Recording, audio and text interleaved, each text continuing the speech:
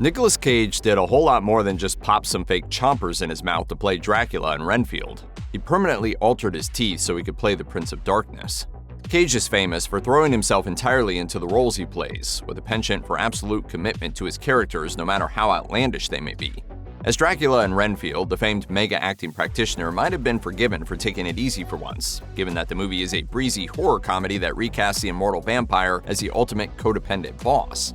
Yet, in a Variety interview to promote the film, makeup artist Christian Tinsley revealed that Cage took an almost unbelievably drastic step towards bringing his character closer to the very image of undeath. Let's eat! As with most on-screen portrayals of Count Dracula, Cage's version strongly emphasizes the fangs.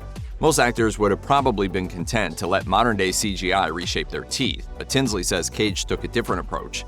Using 3D printed dentures for maximum flexibility and adjustment, Cage was evidently not interested in his speech being impeded by the dentures in any way. Tinsley explained, "We shaved Nick's teeth down, and the dentures were fitted so as not to impede on Nick's speech and allow full freedom. Nick wanted to emote and enunciate properly, so it was important the veneers were thin." Dental work was actually just one step in an arduous, constantly evolving process of getting Cage into costume and ready to film. Dracula's appearance changes 4 times over the course of the film, and the makeup department engineered 4 separate processes for the character's different looks. Tinsley says the first look took roughly 3.5 hours to apply to Cage each time. He added, "It was a full head of prosthetics, dentures, full body torso, arms, hands, and nails. Those take time." While the subsequent designs for Dracula at later stages of the movie didn't take as much time to apply, there was still a lot of effort involved in seeing through Tinsley's creative vision for the character's look. The makeup artist explained, "There's a blue hue about him. It's very iridescent. If you see it in person, he almost looks like a metallic robot.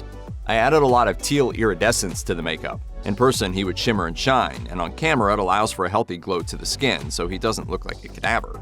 Of course, when filming Wrapped, Cage was able to remove most of the makeup and prosthetics and go back to his good old pre-Dracula appearance.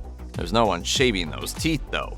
Cage having his teeth shaved down to better accommodate his Dracula fangs for Renfield is destined to become a piece of vampire movie lore, like Bela Lugosi being buried in his Dracula cape or Gary Oldman sleeping in a coffin every night. But as drastic an act as it may seem, it's actually not the first time Cage has gone to such lengths for a part. In a 1985 interview promoting the film Birdie, Cage explained how he had 2 teeth removed without any anesthetic to portray the disfigured war veteran character he played. It was just a phase I was going through at the time to explore that kind of approach to acting, which was to physically make demands on myself. It's remarkable he's gone down the route of method acting through dental work at least twice in his career. As Cage has demonstrated decades later, his ultra commitment to getting into character was anything but a phase.